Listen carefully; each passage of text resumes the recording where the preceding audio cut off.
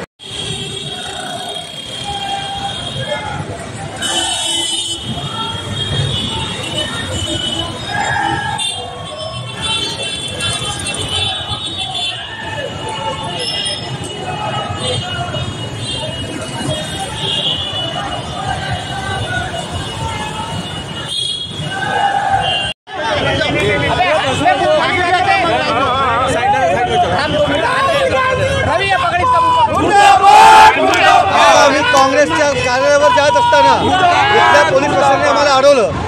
आम्ही काँग्रेसला विचार त्यांच्या कार्यालयावर चाललो होतो, पण शेवटी देवेंद्र भाऊंचं सरकार आहे, न्याय व्यवस्था जपणारं सरकार आहे, लोकांच्या हितासाठी काम करणारं सरकार आहे।